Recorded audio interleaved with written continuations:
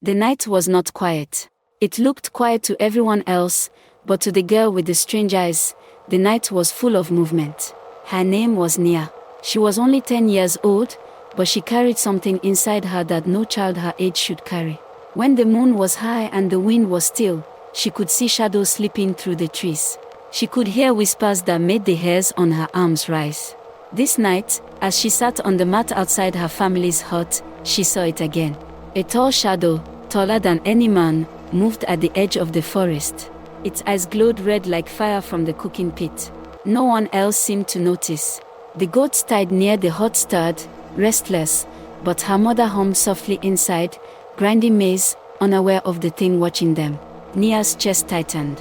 She wanted to scream, but the sound died in her throat.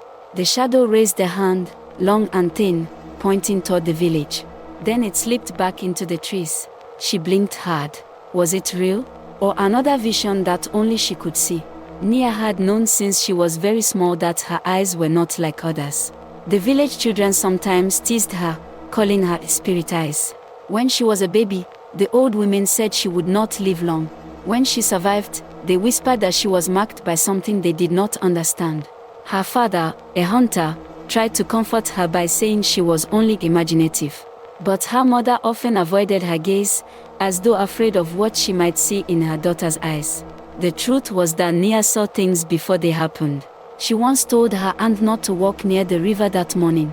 The aunt laughed and went anyway. By evening, she had slipped on the wet stones and broken her ankle. Sometimes, Nia's warnings kept people safe. Other times, her words brought fear. People said she spoke with the voice of the ancestors. Others muttered that spirits followed her, and she was dangerous. That was the life Nia knew, a strange half-place between belonging and not belonging. But tonight felt different. The shadow was bigger, darker, stronger than the other shapes she had seen before. As the moon rose higher, Nia lay awake, staring at the thatch roof. Sleep would not come. Every time she closed her eyes, she saw the red glow of the spirit's eyes. At last, she sat up and whispered to herself, "I must know if it is real." She slipped quietly from her mat, careful not to wake her parents. Barefoot, she crept outside. The night air was cool and heavy with the smell of wet earth. The village was silent, but she felt a pulse in the darkness. Like a drumbeat she could not hear, only feel. Her heart matched it, thumping faster and faster. She turned her gaze to the forest. The trees stood like dark giants, their leaves whispering secrets. She thought she saw movement again. Something waiting. Something breathing. Her bare feet carried her closer to the trees before she could stop herself. Suddenly, a hand grabbed her shoulder. "Where are you going?" It was her older brother, Kofi, only 13 but already taller than her. His eyes narrowed. "You walk like someone in a dream." Nia gasped. "Did you not see it? The shadow. It was watching us." Kofi frowned. "Again with your stories. You will bring shame on us if you keep speaking of such things." "I swear it," she whispered urgently. It was there. Its eyes burned red like fire. Kofi shook his head. "Go back to sleep, Nia. Spirits are not for children to speak of. You will only bring fear." But as he turned away, Nia noticed something. His hands trembled. He had seen nothing, yet her words unsettled him. She stared back at the trees, and in the distance, she thought she heard laughter. Not the laughter of children, but a sound low and cruel, carried by the wind. The next day, the village woke to unease. A goat was missing. Its tether had been torn as though by strong claws. The villagers muttered about thieves, but Nia's stomach twisted. She knew it was not a man who had taken the animal. By midday, she gathered courage and went to the elders. They sat under the great baobab tree, speaking in low tones. Her voice shook as she told them what she had seen. At first, they listened with patience. But as she described the tall shadow with red eyes, their faces darkened. "Child," one elder said, "your visions trouble the people. Do not bring stories of evil here. If you cannot be silent, you must be sent away." Her heart sank. "But I only wish to protect the village. I saw it with my own eyes." Another elder lifted a hand. "Enough. If such things exist, they are not for children to battle. Go home." She left with tears burning in her eyes. That night, the laughter came again. Louder, clearer. This time, Her parents heard the goats bleating wildly. Men rushed out with spears, but by the time they reached the pen, 2 animals were gone. The villagers were afraid. They set more guards. They lit fires around the huts, but the shadows still came. Nia sat alone, watching the flames flicker. The shadows danced in the firelight, twisting into shapes of faces she did not know. She whispered to herself, "They are not afraid of fire. They are not afraid of men. They will only leave if I face them." And so the first seed of her courage was planted.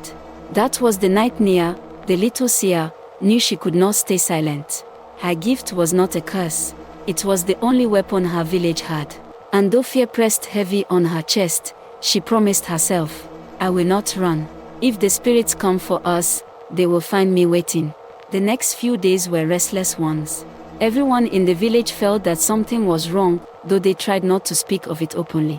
The men checked the goat pens again and again. The women muttered prayers as they pounded yam or fetched water. Even the children stopped their games early, hurrying indoors when the sun began to set. But no one dared to say the word that was heavy in their throats: spirits. Nia knew better. At night, she lay awake listening to the whispers that brushed against the walls like wind.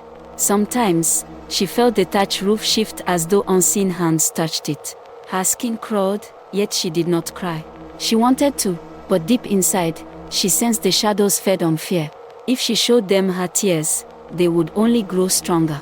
Still, she was only a child. Sometimes, she wondered why the gift had chosen her. Why not an elder, or a great hunter? Why not someone strong and wise? On the 4th night, the shadows came closer. Nia woke to the sound of scratching.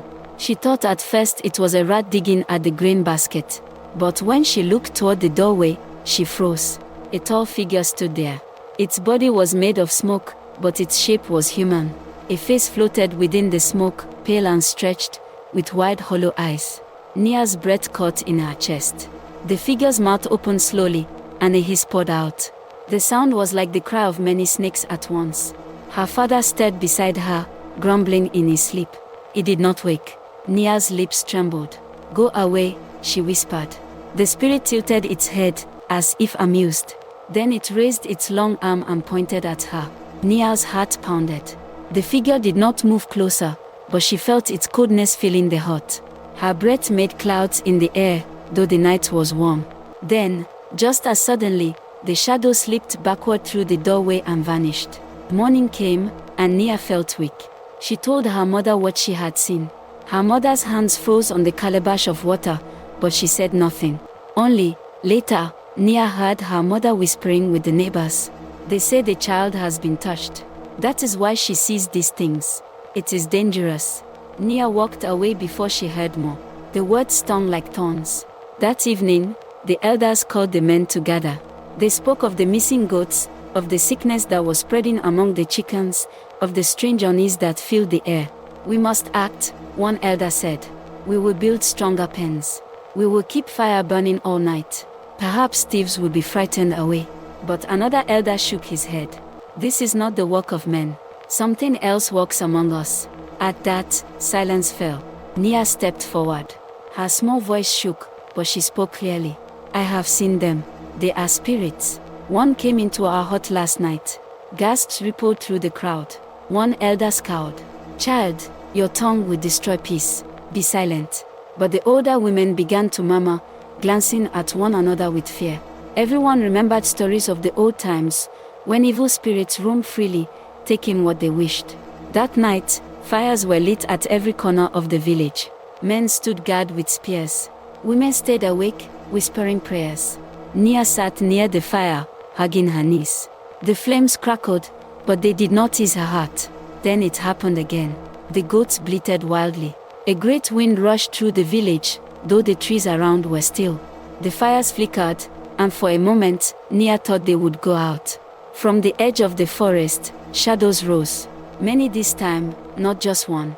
Long figures with twisting limbs, their eyes glowing red and white. Their bodies shifted like smoke, fading in and out of sight. The guards shouted and raised their spears.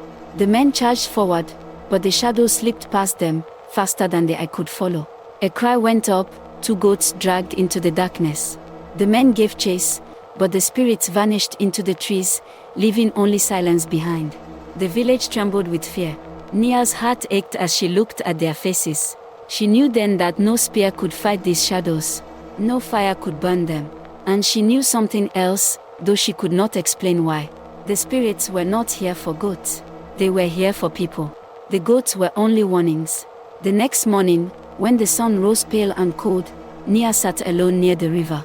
She stared at her reflection. Her eyes looked normal, dark brown like any child's, but deep inside them, she could see the shimmer of light. Her gift, her burden. Tears filled her eyes, but she blinked them away. If no one will listen, she whispered, then I must act alone. The wind stirred the tall grass beside her, and for a moment she thought she heard a voice carried on it. Seer. Her blood ran cold. She spun around, but no one was there. Only the whisper of the reeds and the rushing of the river. Still, she knew, the spirits had spoken her name. And they were waiting. The days that followed were heavy like storm clouds. The villagers tried to go about their work, but their voices were quiet, and their eyes kept turning toward the forest. Mothers held their children close, not letting them wander far. Hunters came back early, complaining that the forest had grown strange. Even the birds were fewer, as if they too were fleeing from something unseen. And everywhere Nia went, whispers followed her. She is the one who sees them. Her eyes bring trouble. If she speaks again, more spirits will come. Once, when she went to fetch water from the river, 2 women moved away from her. One clutched her child tightly, as though Nia carried sickness. Nia's cheeks burned. She wanted to shout that she was not their enemy, but her words felt trapped in her chest. She sat by the river, watching the water ripple. For a moment, she saw her reflection clearly, a thin face, wide eyes, lips pressed tight. But then, another face appeared beside hers in the water. A pale face, stretched long, with hollow eyes. She gasped and stumbled back, spilling the water. When she looked again, only her own reflection remained. Her heart pounded. The spirits were not hiding anymore. They were following her. That night, the village held a meeting. Fires burned high, and the elders spoke in grave tones. These attacks cannot continue, said the eldest. If the spirits are angry, we must know why. They have taken animals, another said, but if they grow bold, they will take more. Silence followed, the unspoken truth pressing on everyone's hearts. They feared the spirits would take their children next. Then one man pointed toward Nia, who sat quietly near her mother. She is the one who sees them. She is the key. Ask her what they want. All eyes turned to her. Nia swallowed hard. Her voice shook as she spoke. They want us. They come for people, not animals. The goats are only warnings. Soon, they will enter our huts. They will not stop until. Enough. One elder snapped, slamming his staff on the ground. This child spreads fear. She must hold her tongue. But murmurs spread quickly through the crowd. Some nodded in agreement, others shook their heads. Fear divided them. Her mother put a protective arm around Nia, but even she avoided her daughter's gaze. That night, Nia cried quietly into her mat. She had never felt more alone. The spirits came again. Nia woke to a sound that froze her blood, the sound of a baby crying outside in the night. But the cry was strange, broken, stretched, not like any real child. She crept to the doorway and peeked out. There, in the center of the village, stood a shadowy figure. In its arms, it cradled the air as though holding a baby. The wailing cry echoed, rising and falling. Nia's skin prickled. She knew the spirits were mocking them, pretending to carry away a child. The men who stood guard saw nothing. They leaned on their spears, their eyes heavy with sleep. Only Nia could see. Her knees trembled, but she stepped outside, whispering, "Stop." The figure turned its head slowly toward her. The baby cry cut off, replaced by laughter, low, cruel, echoing inside her skull. Her body shook, but she raised her chin. "Leave us alone."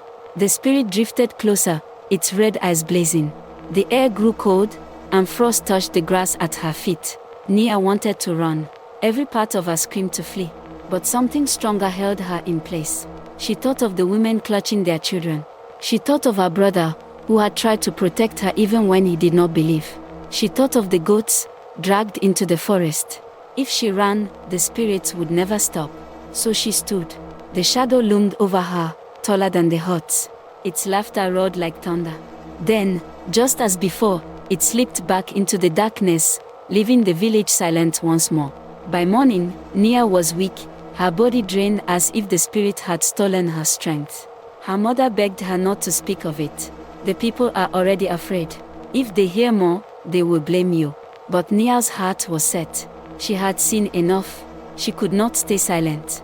She walked to the baobab tree where the elders met. Her voice rang clear, though her body trembled. I am not the cause of this. I am the only one who sees them. If you do not let me help, the spirits will take more. They will not stop until someone faces them. The elders murmured, uneasy. One elder shook his head.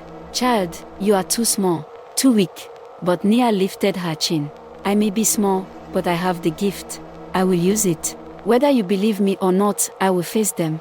The villagers stared in shock. Her words were reckless, but they carried a strange weight. In that moment, Nia felt something stir inside her, a spark, small but fierce. It was the first flame of courage. And deep in the forest, the spirit stirred as well. They had heard her vow. That night, as Nia lay on her mat, she whispered to herself, if the spirits come again, they will not find me afraid. Her hands trembled, but her eyes glowed faintly in the darkness. And so, the battle between the little seer and the evil spirits truly began. The morning sun rose weakly, its light pale and thin as if even the heavens feared to shine fully on the village. Smoke from the cooking fires curled slowly into the sky, but the air felt heavy, and no one spoke above a whisper. The laughter of children was gone. Where once they played chasing games between the huts, now they clung to their mother's skirts. The men sharpened their spears again and again, though they had already been sharpened the night before. The women muttered prayers as they walked, their eyes darting toward the dark line of trees at the forest edge. Fear had settled into every heart, and with it came suspicion. They come because of her, one man said, nodding toward Nia. Since the girl spoke of spirits, they have grown bold. Yes, another agreed. She calls them with her eyes. She is marked. Nia heard these whispers, though the men thought she did not. She walked past them with her head bowed, her chest tight. Each word was like a stone pressed against her heart. Her only comfort was her brother, Kofi. Though he did not fully believe her, he stayed near her side. Let them talk, he told her, trying to sound brave. Words are not spears. They cannot pierce you. But at night, when he thought she slept, she heard him weeping softly. He was afraid too. That evening, the elders gathered the people under the baobab tree. The firelight flickered across their lined faces, shadows deepening in their eyes. We cannot live like this, said the eldest. Every night, the spirits take more. Soon there will be nothing left. Another elder spoke. We must perform the cleansing. We must drive the evil away. Murmurs spread. The cleansing was an old ritual, spoken of in hushed tones. It meant sacrifice, sometimes of animals, sometimes more. Nia's heart sank. She knew the spirits would not be driven by chants or blood spilled on the earth. They wanted fear, and the ritual would only feed them. She stepped forward, her small figure trembling in the firelight. The cleansing will not work. They will laugh at it. I have seen them. They cannot be driven away so easily. The elders' faces hardened. Child, one snapped, you speak out of turn. But another elder leaned forward. Then tell us, Seer child, what will work? What do these shadows want? Nia swallowed, her throat dry. They want us.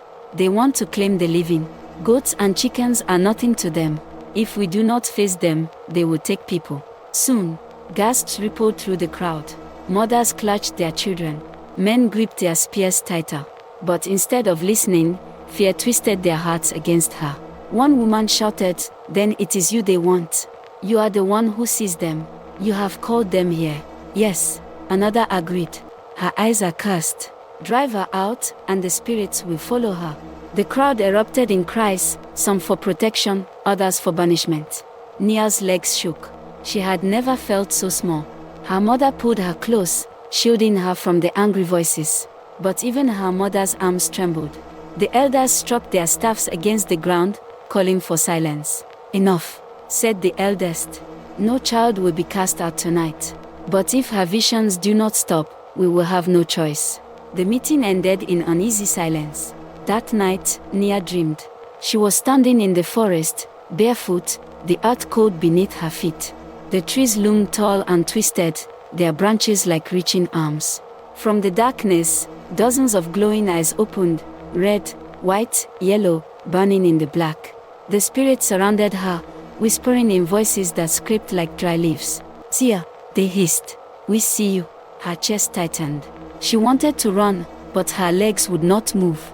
One shadow slithered closer, its face stretching into a grin. "You will belong to us. Your eyes are ours." The others hissed in agreement, their laughter swelling until it filled the forest. Nia screamed and woke, drenched in sweat, her heart pounding. The hut was quiet, her family asleep. But outside, she heard it again, laughter, faint but real, drifting on the night wind. By morning, the village was shaken. A child had fallen ill in the night. His body burned with fever, and his mother swore she heard whispers in the hut before it began. The people panicked. They said the spirits had cursed the boy. Some said it was Nia's doing. When Nia tried to visit the sick child, his family barred the door. "Leave us," they spat. "Your shadow brings sickness." Nia staggered back, her eyes filling with tears. She had wanted to help, but now even kindness was denied her. Kofi stood beside her, fist clenched. "They blame you because they are afraid. But I know the truth. You are the only one who can save us." She shook her head, voice breaking. "How? I am just a child." But deep inside, she felt the stir of her visions, pulling her toward the forest. Something was waiting there. Something she must face. The attacks grew worse. Every night, the spirits came. Fires burned, spears flashed, but nothing stopped them. More animals vanished. 2 more children fell ill. The people whispered that the village was cursed. On the 7th night, Nia saw something no one else did. As the men shouted and waved their spears, a massive shadow rose behind them. Taller than any hut, its body was a black storm of smoke and claws. Its eyes blazed red, and when it opened its mouth, the sound was like thunder rolling across the earth. The men did not see. They shouted at smaller shapes, chasing them in vain. But the great shadow turned its gaze on Nia, and in that gaze, she felt her soul tremble. The shadow's eyes bore into Nia, pinning her in place. Her breath came in short gasps. She wanted to scream for the men to look, to see what towered over them, but her voice died in her throat. She knew they would not see it. Only she could. The giant spirit leaned closer. Its face was not like a man's, not like any animal's. It was a shifting mask, sometimes a skull, sometimes a twisted grin, sometimes nothing but darkness. Its mouth opened, and the sound that came forth rattled the ground beneath her feet. "Seer," it hissed, stretching the word until it echoed across the hut. "You are ours." The smaller shadows scattered like dogs before their master. The fires flickered wildly. The villagers shouted, confused, but still they saw nothing. Nia clutched her chest. Her heart beat so fast she thought it might break through her ribs. Her body wanted to collapse, but her mind screamed at her to stand. Summoning every ounce of courage, she whispered, "I am not yours." The spirit laughed. The sound was like a storm tearing through trees, shaking the night. It reached out a massive claw of smoke and lowered it toward her. The cold of it seeped into her bones, even before it touched her. At the last moment, the claw stopped. The spirit tilted its head, almost as though curious. Then, slowly, it withdrew, fading back into the darkness of the forest. The smaller spirits followed, their laughter trailing behind them. The night fell silent again, but the silence was worse than noise. Nia collapsed to her knees, gasping for breath. In the morning, the villagers found her trembling outside her family's hut. She told them what she had seen, her voice hoarse but steady. But instead of believing her, fear turned their hearts against her. "You see too much," one woman spat. "It is your eyes that bring these things. Every night they grow stronger," another man said. "If you did not speak of them, they would not come." "It is the seer child," someone muttered. "She is the cause. She must be cast out before worse comes." The crowd grew loud with angry voices. Her mother stood in front of her, shielding her with trembling arms. "She is my child. You will not take her." But the people would not come. Their fear was too strong, and fear has no ears for reason. At last, the eldest elder raised his staff. His voice was weary. "No child will be cast out tonight. But if she speaks of spirits again, if more sickness comes, we will have no choice. The people muttered, but they obeyed. Nia's heart ached. She knew now that she could not count on their help. She was truly alone. That night, the spirits did not attack. The goats were safe. The chickens were quiet. But the peace was worse than the raids. It was not real. It was waiting. Nia lay awake, her eyes wide in the darkness. Every creak of the thatch, every whisper of wind made her tense. At last, she rose and stepped outside. The moon was high, bathing the forest in pale silver.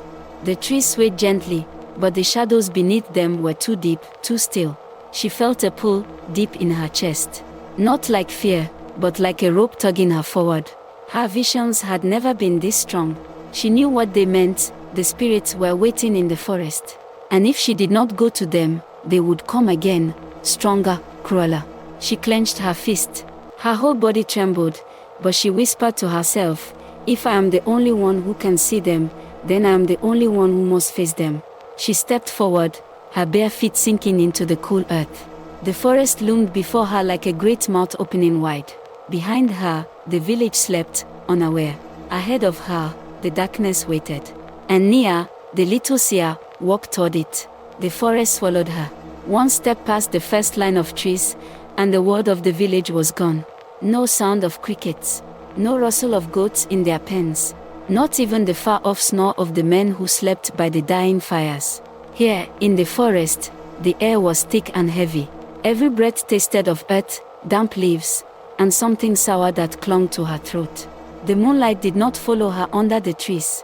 The shadows pressed in, eager, as if waiting for her. Nia stood very still, her toes curling in the cool dirt. Her body screamed at her to turn back, but something deeper pulled her forward. The same rope tugging her chest, stronger now. She whispered to herself, one step at a time. So she took one, then another, and the forest closed in behind her. The deeper she went, the stranger it became. The ground beneath her feet changed, sometimes soft like moss, sometimes hard like stone, sometimes slick like wet clay. The trees leaned at angles that made no sense, their branches twisting together like knotted hands. She heard things. At first, only the creak of bark, then the shuffle of unseen feet, then whispers. "Nia," a voice hissed. She froze. The voice came again, closer this time. "Nia, child who sees." Her heart thudded. She turned slowly, expecting to see the massive shadow from the village. But behind her was nothing.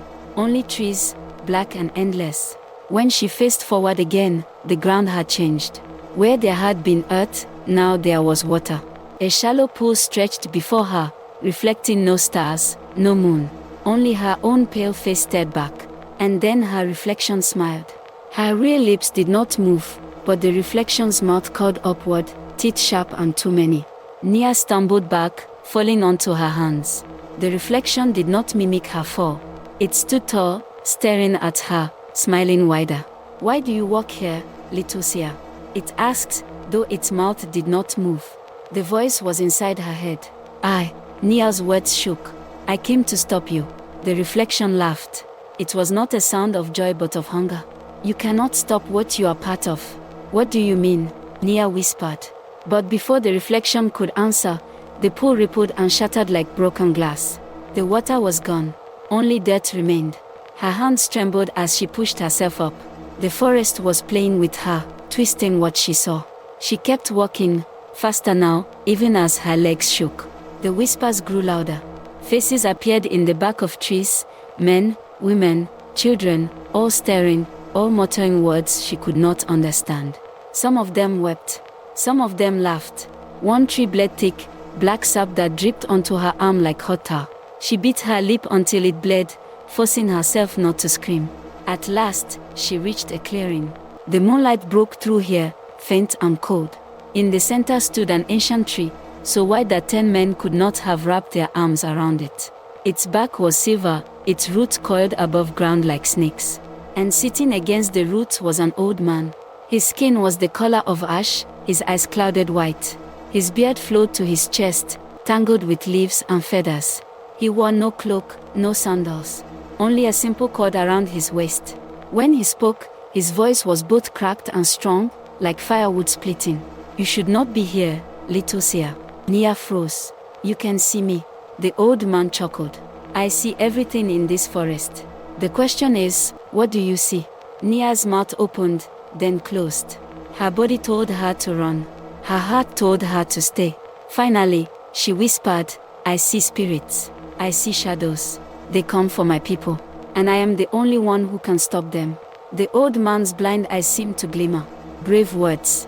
But bravery is not enough. He raised a bony finger, pointing toward her chest. Your fear is stronger than your courage. The spirits taste it. They feed on it. If you go further, they will eat more than your fear. They will eat you. Nia clenched her fist. Her whole body shook, but her voice steadied. Then I will walk with fear, but I will walk. For a long time, the old man was silent. Then, slowly, he rose to his feet.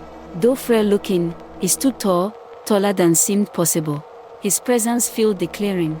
Then you must be tested, he said. The roots of the great tree shifted, twisting around Nia's ankles. Before she could cry out, the forest opened its mouth, and darkness swallowed her whole. Darkness surrounded her, thick and heavy, pressing in from every side. Nia felt the roots tighten around her ankles.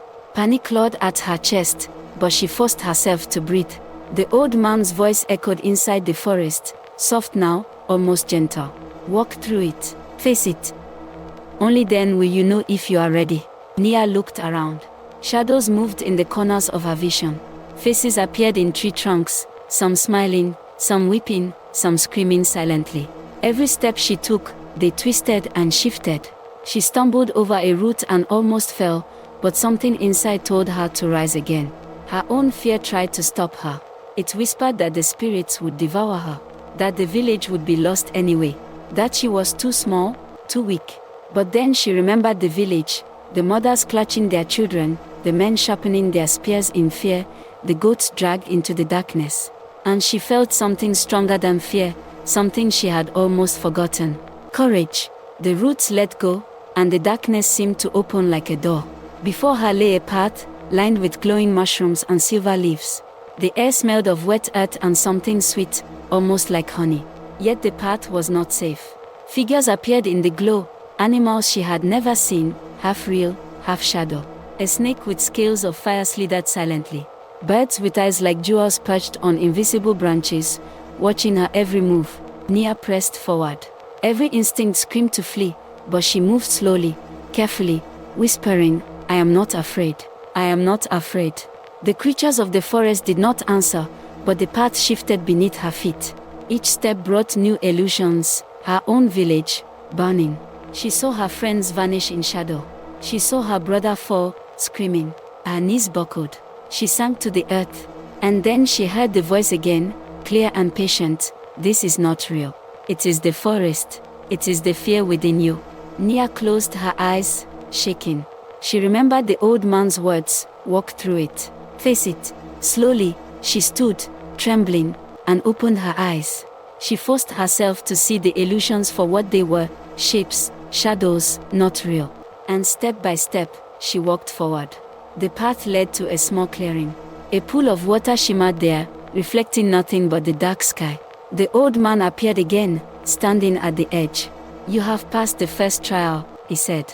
But the forest is alive. It will not let you go without another test. You must face what lies within you. Nia's stomach twisted. What is inside me? He smiled, though his eyes were still blind. Fear, doubt, anger, and courage. You must face all of it. Only when you see clearly will you be ready to face the spirits in your village. Before she could ask more, the water in the pool stirred. A shadow rose from its surface, tall, black, and flickering like smoke. Its eyes burned red, the same as the giant shadow that haunted her village. Nia took a deep breath. She felt her legs shake, but she lifted her chin. I am not afraid of you, she said. The shadow lunged, and Nia closed her eyes. She felt herself lifted, twirling, falling, until a cold hand seemed to brush her soul. She opened her eyes. She was no longer alone. The old man's presence was there, steady and strong. Look inside, he said. See what it wants from you. Do not fight blindly. The shadow spoke, a voice like the forest itself. You cannot save them. You are too small, too weak. You are only a child. Nia felt tears stream down her face. Her voice shook, But she spoke anyway. I may be small, but I am the only one who can stop you. I will not run. For a long moment, the shadow hesitated. Then it dissolved into mist, leaving the clearing quiet. The forest itself seemed to breathe. The old man nodded. You are stronger than you think, little Seer. But the journey is not over. You must learn to use your gift. Only then will you stand against the evil that comes for your village. Nia swallowed. I understand. But how? I am only a child. The old man smiled again. A child with courage is stronger than 100 men without it. Your journey begins now. The forest shifted around them. Light glimmered in the trees, showing a path back toward the village. Nia felt something awaken inside her. Her visions burned brighter, and she knew she could not ignore them again.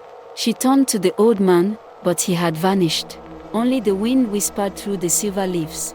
Nia stepped onto the path. The forest watched her, quiet now, almost respectful. The first true test was behind her, but the darkness still waited. And she was ready. The path back to the village was not easy. Even though the first trial had passed, the forest still tested her. Shadows darted across the undergrowth, whispering threats. The wind carried voices of people she loved, distorted and cruel. She heard her mother calling, but the words twisted into a scream. She heard her brother, Kofi, crying for help, though she knew he was safe back in the village. Nia stopped, closed her eyes, and breathed deeply. She felt the visions rise like a flame inside her chest. They whispered not just danger, but knowledge, paths through illusions, the true shape of the spirits, and how they moved. Her hands trembled as she lifted them, and the shadows froze. Not completely gone, but halted, as if uncertain. She stepped forward, slowly, carefully, each movement steady. The forest seemed to recognize her control, the authority in her small hands. For the first time, she realized, she could see the spirits as they truly were, not the terrifying masks they chose to wear. Smoke and shadow, yes, but no teeth, no claws. Their power lay in fear, in the way they made people believe the illusions were real. And if she did not feed that fear, they were nothing. She pressed forward. Mushrooms glowed beneath her feet, and the silver leaf trees whispered encouragement instead of threats. She had not yet fully understood how to control her gift, but the first taste of power gave her hope. By dawn, she broke through the last line of trees. The village lay before her, quiet and tense. Smoke rose from the thatched huts. The men had been on guard all night. Nia's heart sank. The spirits would not have waited for her return, they would have struck again. And indeed, signs of their passing were everywhere: trampled grass, paw prints too large for any animal, one goat missing, a small hut's door torn loose. The villagers stared at her as she emerged from the forest. Some faces filled with relief, others with fear. Some glared. She returns, one woman said. And yet, the darkness follows her. Nia met their eyes. It is here, she said. But I have seen it. I know it. And I know that fear is what makes it strong. Some villagers whispered in disbelief. Some laughed nervously. Others clutched their children tighter. Her mother ran to her, pulling her into a hug. You survived the forest, she whispered. I did not believe, but you survived. Nia held her close, breathing deeply. I must learn, she said. I must learn to see clearly, to face them without fear. Only then will we be safe. Kofi stepped forward. I will help you. Whatever you need. Nia nodded. For the first time, she felt a small seed of hope. She was not alone. She might be the only one who could see, but she would not face the darkness without support. That night, the spirits came again. They slithered from the edge of the forest, shadows tall and flickering. Their eyes glowed red. Their laughter filled the air like rolling thunder. But this time, Nia did not freeze. She stepped forward, raising her hands. Her visions flared, seeing each shadow clearly. She whispered softly, not with fear, but with command, I see you. You are nothing without the fear you feed on. For a moment, the spirits paused. Their laughter faltered. Then one shrieked, and another dissolved into smoke. The villagers saw nothing, only the glow in Nia's eyes. But they felt it, something had changed. Something powerful. The forest and the spirits had tested her. She had passed the first trial. And now, armed with courage and the first understanding of her gift, Nia was ready for what would come. She looked toward the village, at the huts, the animals, the children sleeping safely, or as safely as possible. She whispered a promise. I will not let them take you. I will stand, and I will fight. The wind carried her words into the dark forest. Somewhere, the old man watched, unseen.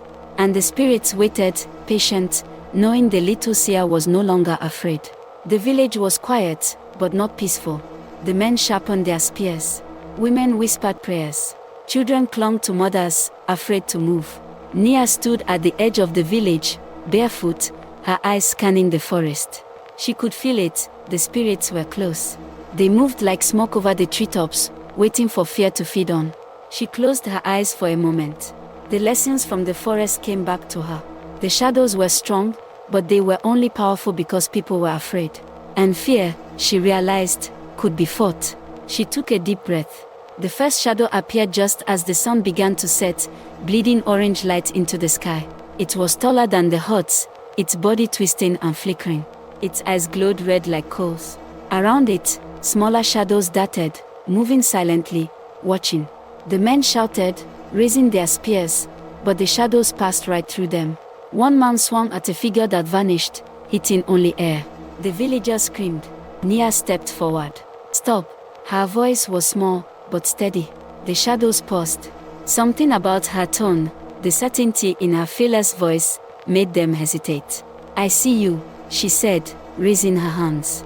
Her eyes glowed faintly, as they had in the forest. You are nothing without fear. I am not afraid. The largest shadow hissed, and the smaller ones circled closer. But Nia focused. She saw each one clearly, their shapes, their paths, the illusions they used. She moved forward, walking calmly among the huts. The shadows flinched as she passed, as if recognizing her strength. One shadow lunged at a hut where a child crouched inside. Nia raised her hand and whispered, "Go back." The shadow paused midair. Then it dissolved into smoke, leaving only silence. The villagers gasped. Another shadow rushed toward the fire, trying to snuff it out. Nia's eyes flared. She saw the truth of the shadow. It was nothing more than smoke and fear. With a word and a gesture, she pushed it back. It scattered into the wind. The villagers stared, unsure what they saw. But they felt it, something had changed. The power of the spirits had weakened. The battle continued as night fell. Shadows twisted and turned, testing her, finding weak points, creating illusions of burning huts, disappearing children, snarling beasts. But Nia stayed steady. Her visions guided her. She saw the illusions for what they were. She guided villagers to safety without touching them. They could not see the spirits, but they felt the force that kept the shadows at bay. Hours passed. Exhaustion crept into her small body, but she would not falter. Finally, the largest shadow, the one that had haunted the village from the beginning, rose again. Taller than the rest, with eyes like coals and a mouth full of smoke. It hissed her name, and the village trembled. Nia stepped forward. I see you, she said firmly. You are nothing without the fear you feed on. I will not let you harm my people. The shadow lunged at her, and for a terrifying moment, she thought it would swallow her whole. But she did not run. She reached deep inside herself, pulling the courage and strength she had learned in the forest. She focused, sending her vision outward. She saw the truth of the shadow. It was smoke, fear, and darkness. It had no form beyond what it fed on. With a whisper, a command in her mind, she pushed the shadow back. It shrieked, twisting, writhing, then dissolved into mist. The smaller shadows scattered, fleeing back toward the forest. The night air felt lighter. The fires burned steady. The village was safe, for now. The villagers gathered around her, eyes wide. Some fell to their knees, some stared in disbelief, and some just shivered. Her mother embraced her tightly. You have saved us, she whispered. Nia looked toward the forest. The darkness was gone, but she knew it was only waiting. Somewhere in the trees, the spirits would gather again. But she was no longer afraid. She had faced them, had seen their true form, and had learned that courage and clarity could drive them back. Her brother, Kofi, grinned. You did it, he said. Nia nodded. Yes, but this is only the beginning. I must understand my gift more. Only then will the village be truly safe. The village slept that night under a blanket of calm. The fire crackled softly.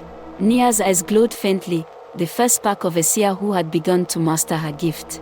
And deep in the forest, the shadows whispered, waiting for the next night. The night was quiet, almost too quiet. Nia stood at the edge of the village, the air crisp and cool.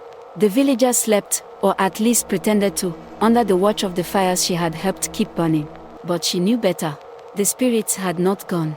They were waiting, patient and hungry, in the forest edge. She breathed deeply.